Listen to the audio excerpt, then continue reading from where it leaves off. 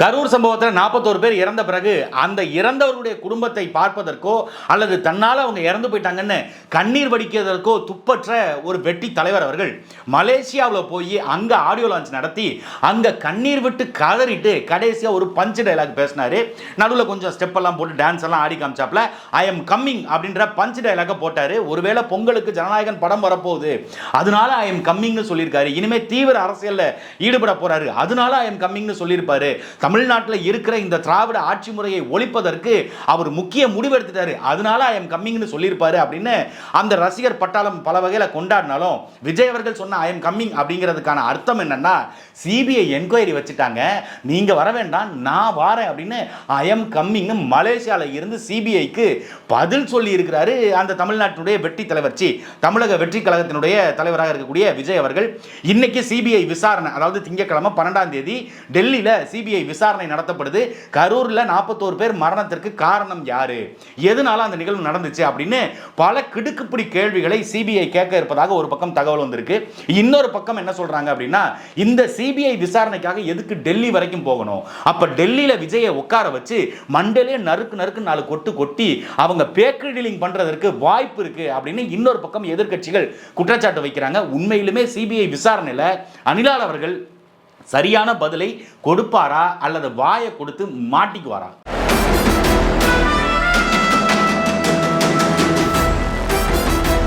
அனைவருக்கும் அசுரனின் வணக்கம்.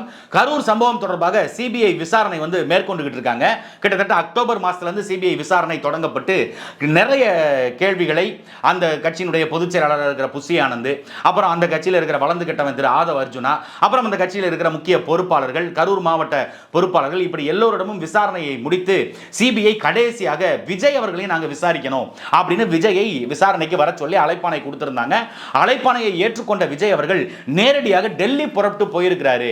டெல்லியில போய் இறங்குனதுல இருந்து அங்க எனக்கு பாதுகாப்பு வேணும், அவர் கேட்டுக்கிட்ட சில சாராம்சங்கள் சிபிஐ கிட்ட நான் விசாரணைக்கு ஆஜராகணும் அப்படின்னா எனக்கு உரிய பாதுகாப்பு வேணும், டெல்லியில என்னுடைய ரசிகர் பட்டாளம் கூட இருப்பதனால ரசிகர்கள்ட்ட இருந்து என்னை பாதுகாப்பதற்காக எனக்கு பாதுகாப்பு வேணும். எப்படி கரூருக்கு போகும்பொழுது பாதுகாப்பு கேட்டு காவல்துறை கிட்ட கெஞ்சினாரோ தன்னுடைய ரசிகர்கள் எல்லாம் தன்னை கடிச்சு கூட வைக்கிறதுக்கு வாய்ப்பு இருக்கு. ஏன்னா காவல்துறையவே கடிக்கிறான்னா நான் என்னை ரசிச்ச சில கூட்டங்கள் என்னை கடிச்சு திங்கிறதுக்கு வாய்ப்பு இருக்கு, ஜோம்பி கூட்டமா மாறி போயிட்டாங்க, அதனால அவங்கள்ட்ட இருந்து எனக்கு பாதுகாப்பு வேணும்னு கரூர்ல எப்படி கேட்டாரோ அதே போல டெல்லியிலையும் சிபிஐ விசாரணைக்கு வரணும்னா எனக்கு உரிய பாதுகாப்பு வேணும். கிரீன் காரிடார் போல எனக்கு சாலையில யாருமே நடமாடக்கூடாது, யாராவது சாலையில் நடமாட்டினா அது எனக்கு அச்சுறுத்தல் ஆகிடும் அப்படின்னு சில நிபந்தனைகளை வச்சிருக்கிறாங்க. சிபிஐயும் அதெல்லாம் நாங்கள் எல்லாத்தையும் நாங்கள் பார்த்துக்கிறோம் ஐயா, உனக்கு ஜெட் பிரிவு பாதுகாப்பு ஏற்கனவே கொடுத்துருக்குது, நீ டெல்லிக்கு இறங்குறதுல இருந்து நீ ஓட்டல் அறைக்கு போய் நீ அங்கே தங்குற வரைக்கும் அங்கே இருந்து நீங்கள் சிபிஐ என்கொயரிக்கு திருப்பி நீங்கள் தமிழ்நாட்டுக்கு கிளம்புற வரைக்கும் உங்களுக்கு உரிய பாதுகாப்பை நாங்கள் கொடுக்குறோம், நீங்கள் வந்தால் மட்டும் போதும் அப்படின்னு சிபிஐ நீ முதல்ல வான்னு சொல்லிட்டாங்க. அதுக்காக விசாரணைக்கு ஆஜராகிறதுக்கு திரு விஜய் அவர்கள் இன்னைக்கு காலையில் கிளம்பி போனார். எவ்வளவு காரி துப்பினாலும் இந்த ஊடகங்களுக்கு கொஞ்சம் கூட வெக்கம், மானம், ரோசம், சூடு, சொரணை இதெல்லாம் இல்லை போல இருக்கு. விஜய் காலையில் வீட்டில் இருந்து கிளம்பிட்டாரு. விஜய் டெல்லியை நோக்கி பயணப்படுறாரு. தனி விமானத்தில் போறாரு. போகும்பொழுது கருப்பு சட்டை கருப்பு பேண்ட் போட்டிருந்தாரு, சைடில் ஒரு ஜிப்பா பேக் ஒன்று வச்சிருந்தாரு. அவர் அங்கே போய் இறங்கிட்டாரு. அங்கேருந்து சிபிஐ அலுவலகத்துக்கு நோக்கி போய்கிட்டு இருக்காங்க. சிபிஐ அலுவலகத்துக்குள்ள உள்ள போறாங்க அப்படின்னு நிமிடத்துக்கு நிமிடம் அப்டேட் கொடுத்துக்கிட்டு இருக்காங்க. உண்மையிலுமே விஜயினுடைய மனநிலை எப்படி இருக்கும் அப்படின்னா இவ்வளவு எதிர்பார்க்குறாங்களே நம்மள்ட்ட பெருசா எதிர்பார்ப்பாங்க அப்படின்னு, ஆனா கொடுக்கிறதுக்கு ஒண்ணுமே இல்லை அப்படின்னு கையை விரிக்கிறது போலதான் விஜயனுடைய நிலைப்பாடாக இருக்க முடியும். இப்ப நமக்கு இதுல எதிர்க்கட்சிகள் கேட்கின்ற கேள்வி, குறிப்பாக திராவிட முன்னேற்ற கழகம் திருவாய் மலர்ந்திருக்கிறாங்க. சிபிஐ என்கொயரிக்காக எதுக்காக இங்க இருந்து டெல்லி வரைக்கும் போகணும், அப்ப அங்க மறைமுகமாக விஜய் அவர்களுக்கு அழுத்தம் கொடுத்து தங்கள் கூட்டணியில் இழுப்பதற்கு பாஜக வேலை செய்யும், பாஜக அதுக்காக திட்டமிடும் அப்படின்னு திமுக பதறுது. திமுக ஏன் இதுல பதறணும்? இப்ப விஜய் அவர்களே விசாரணைக்கு கூப்பிட்டுருக்காங்க, சிபிஐ என்கொயரி நடத்தப்படுது, சிபிஐ என்னென்ன கேள்விகளை கேட்பாங்க அப்படிங்கிறத பற்றி திமுக பேசிருந்துச்சுன்னா பரவாயில்லங்கிறான். ஏன் டெல்லிக்கு போகிறாங்க அப்படின்ற ஒரு கேள்வியை திமுக முன்வைக்குது. அங்கே உட்கார வச்சு விஜய் அவர்களை மண்டையில் நறுக்குன்னு கொட்டி நான் சொல்கிறத நீ கேளு, திமுகவை வீழ்த்தணும்னா நீ எங்கள் கூட கூட்டணிக்கு வந்துடு அப்படின்னு சிபிஐ அதிகாரிகள் பேசுவாங்கன்னு திமுக நினைக்குதா? சிபிஐ இந்த வழக்கு சம்பந்தமாக கேட்க போகிறாங்க. அதை டெல்லியில் வச்சு கேட்டால் என்ன, தமிழ்நாட்டில் வச்சு கேட்டால் என்ன அப்படிங்கிறது சிபிஐனுடைய தரப்பு வாதம், மத்திய அரசினுடைய தரப்பு வாதம் அது. ஆனால் நமக்கும் அந்த கேள்வி இருக்குது. கரூரில் முகாம் அலுவலகம் போட்டு சிபிஐ சிபிஐ முகாம் அலுவலகம் போட்டு அங்க மாவட்ட செயலாளரை அங்கதான் வச்சு விசாரிச்சீங்க, சாட்சியங்களே அங்கதான் வச்சு விசாரிச்சீங்க, இன்னும் மேற்கண்ட மற்ற நபர்கள் எல்லாத்தையும் அங்கதான் வச்சு விசாரிச்சீங்க. அந்த பேருந்தை எடுத்துட்டு போய் கரூர்ல வச்சு அந்த முகாம் அலுவலகத்துக்கு பக்கத்தில் வச்சு தான் விசாரணை நடத்தினீங்க. எப்படி எல்லாம் நடந்திருக்கும் அப்படின்னு ஆய்வெல்லாம் நடத்தினீங்க. அப்படி இருக்கும் பொழுது விஜயையும் கரூருக்கு வர வைக்கிறதுல, கரூர்ல வச்சு விசாரிக்கிறதுல இந்த சிபிஐக்கு என்ன பிரச்சனை? ஒருவேளை கூட்டம் கூடிரும், ரசிகர்கள் கூடிடுவாங்க, அது வந்து விசாரணைக்கு இடையூறாக இருக்கும் அப்படிங்கிற நோக்கத்திற்காக விஜய் அவர்களை டெல்லிக்கு வரவழைச்சாங்களா அப்படிங்கிறத சிபிஐ அதிகாரிகள் தான் சொல்லணும். இப்போ டெல்லியில் உட்கார வச்சு பாதுகாப்பு கொடுத்து அந்த சாலையில் யாருமே போகக்கூடாது, அதில் விஜய் ரசிகர்கள்லாம், விஜய் வந்து அங்கே போயிட்டாருன்னா அங்கே மிகப்பெரிய கூட்டம் கூடிடும், ஒரு 10 பேர் ஏதோ கிழிஞ்ச கொடியோட அங்கே போய் நின்றுக்கிட்டு இருக்கிறாங்க, மற்றபடி யாருமே அங்கே போகிறதுக்கு வேலை இல்லை, அங்கே யாரும் போகவும் இல்லை. ஆனால் விஜய்க்கு வந்து அவ்வளோ பெரிய மாஸ் இருக்குது அப்படின்னு சிபிஐயும் அதே கோணத்தில் நினைக்குதா? அப்போ உங்களுடைய இராணுவம் எதுக்கு இருக்குது, உங்களுடைய காவல்துறை எதுக்கு இருக்குது? ஒரு என்கொயரிக்கு ஒரு மனுஷனை இங்க இருந்து டெல்லி வரைக்கும் ஏன் வரவழைக்கணும்? அப்போ எதிர்க்கட்சிகள் கேள்வி கேட்பது போல நடக்கிறதுக்கு வாய்ப்பு இருக்கும் அப்படிங்கிறது தான் நம்மளுடைய பார்வையில் தோணுது. ரெண்டாவது, குற்றம் நடந்தது கரூர்ல. 41 பேரை படுகொலை செஞ்ச இந்த பொன வண்டி இருக்குதுல்ல, அந்த பொன வண்டிக்குள்ள இருந்த இந்த பொன வியாபாரி, இவங்க எல்லோரையும் அங்கதான் வச்சு விசாரிக்கணும். இங்க உட்காந்துக்கிட்டு பஞ்ச் டயலாக் பேசலாம், சிஎம் அங்கிள் நான் வந்து அப்படி அங்கிள், நீங்க வந்து இப்படி துரோகம் பண்ணிட்டீங்க அங்கிள் அப்படின்னு இங்க பேசலாம். ஆனா சிபிஐ அதிகாரிகள்கிட்ட பேச முடியுமா? சிபிஐ அதிகாரிகள் இன்னைக்கு கேட்கின்ற கேள்விகள்ல குறிப்பாக மிக முக்கியமான கேள்வியா எது இருக்கும் அப்படின்னா, கூட்ட நெரிசலுக்குள்ள வண்டியை இயக்க சொன்னது யாரு?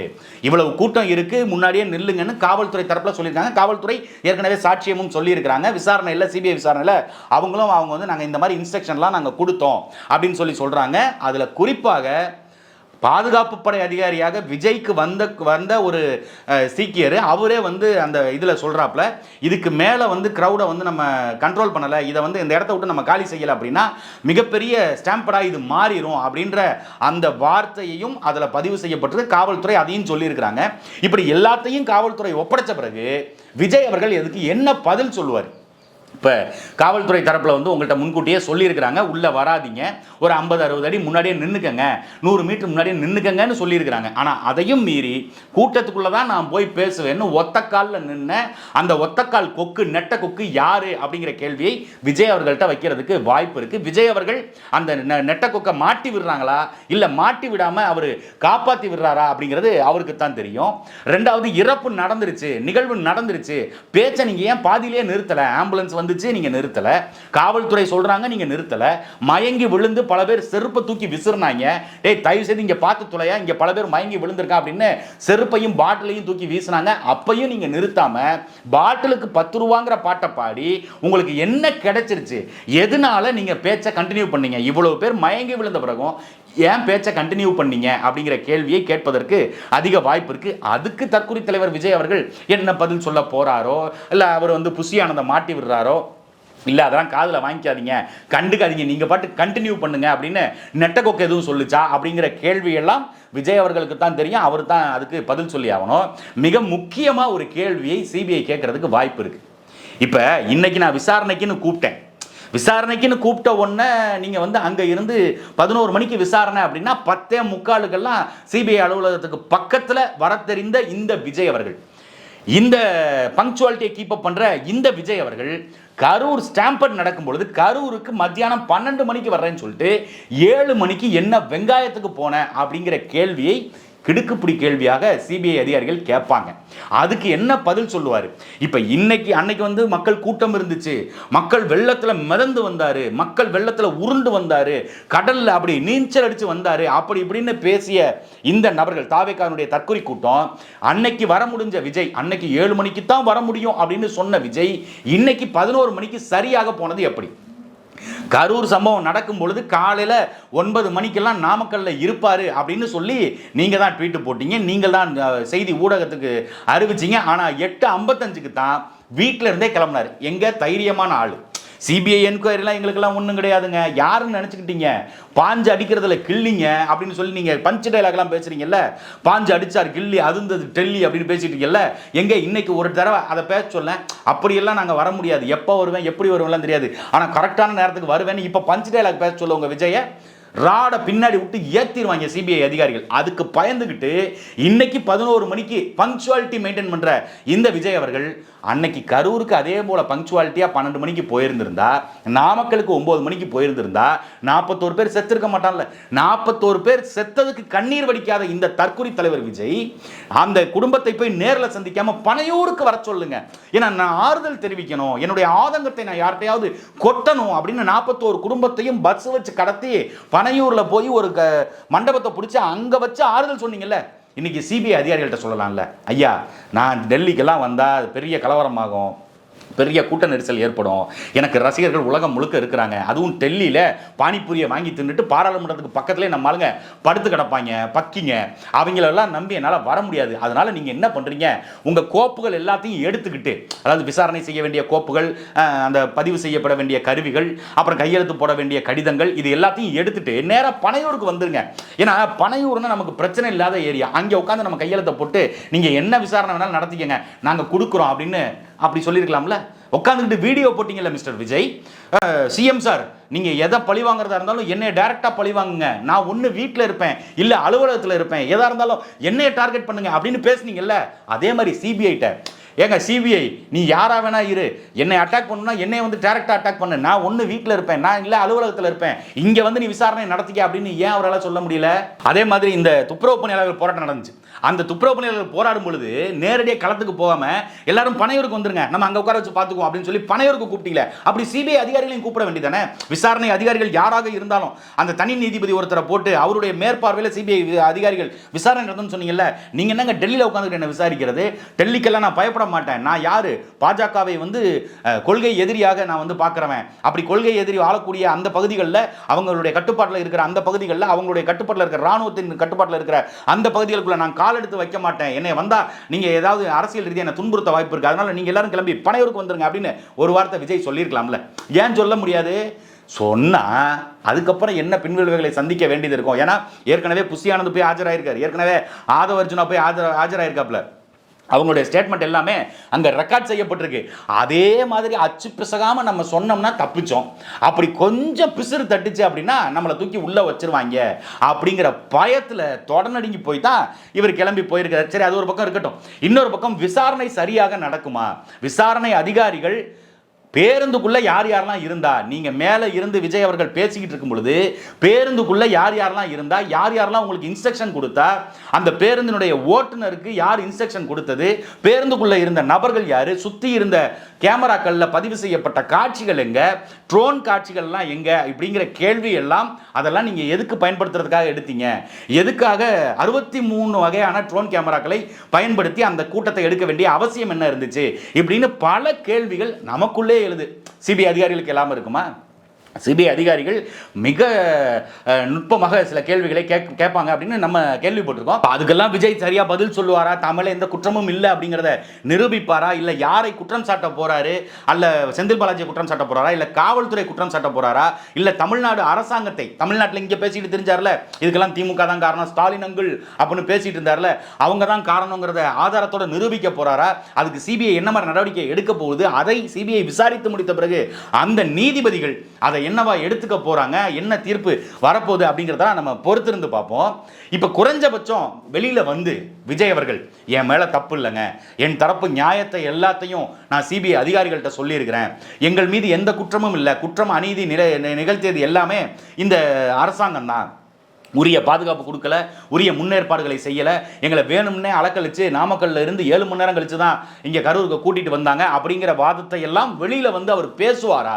ஒரு சின்ன பிரஸ் மீட், ஒரு நிமிஷம் மேடையில் பேசினாலே 5 நிமிஷம் 10 நிமிஷம் தான் பேசுகிறாப்புல, அதுக்கு மேலே பேசுறதுக்கு கண்டென்ட் இல்லை. குறைஞ்சபட்சம் அவர் இந்த தரப்பு நியாயங்களை எடுத்து சொல்லியிருக்கிறேன், கரூர் சம்பவத்துக்கு வந்து எனக்கும் தொடர்பு இல்லை, அந்த குடும்பத்தை கூப்பிட்டு நான் ஆறுதல் சொல்லியிருக்கிறேன், அந்த குடும்பத்தில் இருக்கவங்களாம் யாரும் என்னை தப்பாக நினைக்கல, சாட்சியங்கள்லாம் அவ்வளோ இதெல்லாம் கிடையாது அப்படின்னு ஏதாவது ஒரு வார்த்தை ஊடகங்களை பார்த்து அதுக்கு நான் வருத்தம் தெரிவிக்கிறேன், இந்த மாதிரி சம்பவம் நடந்துருச்சு, இனிமே தமிழ்நாட்டில் இந்த மாதிரி நடக்கக்கூடாது, இனிமே என் கூட்டங்களில் இந்த மாதிரி நடக்காது அப்படின்னு ஏதாவது ஒரு வார்த்தை ப்ரெஸ்ஸை பார்த்து பேசுவாரா? ப்ரெஸ்ஸை பார்த்தா பயம்.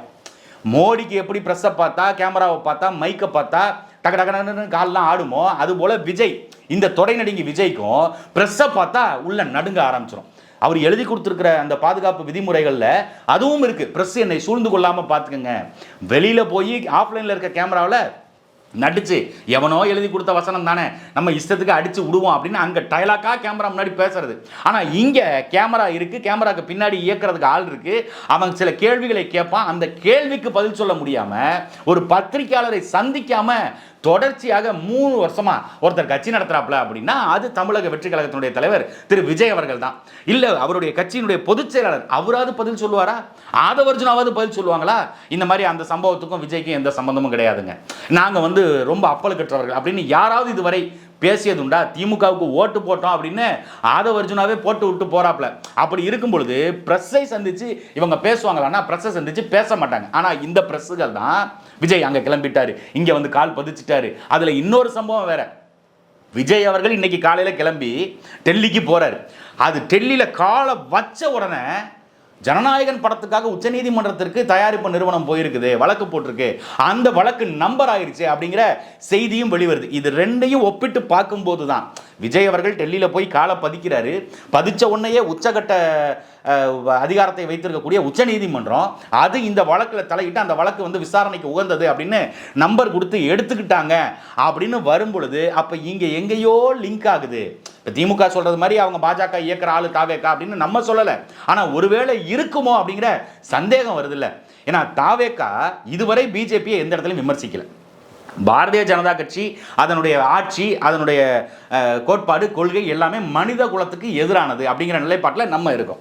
அப்போ விஜய் அவர்களும் அவர்களை கொள்கை எதிரியாக வச்சிருக்கிறாங்க பாஜகவை. பாஜக தான் மத்திய அரசு கண்ட்ரோலில் வச்சிருக்குது, அந்த மத்திய அரசு தான் தணிக்கை வாரியத்தை கையில் வச்சிருக்குது. அந்த தணிக்கை வாரியத்தினுடைய தலைவராக பாஜகவை சார்ந்தவர்கள், பாஜகவில் இருக்கிறவங்க தான் அதுக்கு ஆட்களை முன்மொழிகிறாங்க. அப்போ அந்த தலைவர் மீது வழக்கு தொடுக்காதது ஏன்? இதை உயர்நீதிமன்றமே கேள்வி கேட்டிருக்கு. உயர்நீதிமன்றம் மட்டும் இல்லை, அரசாங்க தரப்பு வழக்கறிஞர் சொலிசிட்டர் ஜெனரல் அந்த கேள்வியை கேட்டிருக்காரு. நீங்க தணிக்கை வாரியத்தினுடைய தலைவர் இந்த மாதிரி படத்தை நிராகரிச்சிருக்காரு, தணிக்கை கொடுக்க மாட்டேங்கிறாருன்னு அவர் மேல வழக்கு தொடுக்காம இதை ஏன் நீங்க பொதுவா போட்டீங்க, எங்களுக்கு உடனே தணிக்கை கொடுங்கன்னு ஏன் நீங்க வழக்கு தொடர்றீங்க அப்படின்னு கேள்வி கேட்டாங்க. இப்ப இதையெல்லாம் வச்சு பார்க்கும் பொழுது இவங்க தணிக்கை துறை அதிகாரிகளையோ தணிக்கை துறையை கையில் வச்சிருக்கிற மத்திய அரசையோ இல்லது மோடி அரசாங்கத்தையோ பாஜகவையோ இதுவரை ஒரு வார்த்தை கூட வாய் திறந்து விஜய் அவர்களோ அவர் கட்சியில் இருக்கவங்களோ பேசல. அதே போல உச்சநீதிமன்றத்தில் உடனடியாக வழக்கு விசாரணைக்கு எடுத்துக்கொள்ளப்படுது. இன்னும் 2 நாள்ல ஜனநாயகன் படத்துக்கான அந்த தணிக்கை விவகாரம் குறித்து விசாரணைக்கு வரப்போகுது அப்படின்னு ஒரு பக்கம் சொல்றாங்க. எல்லாமே ஹை கிரேட்ல, ஹை ப்ரொஃபஷன்ல இவருக்கு முக்கியத்துவம் கொடுத்து இவருடைய வழக்கு விசாரணைக்கு எடுத்துக்கொள்ளப்படுது. இவர் விசாரணைக்கு போறது இங்க மீடியாக்கள்ல ஒளிபரப்பப்படுது. பிஜேபி அவர் விமர்சிக்கல. இது எல்லாத்தையும் பின்னாடி இருந்து பார்க்கும் பொழுது ஒருவேளை பாஜக தான் இவங்களை இறக்கி விட்டுருக்குமோ?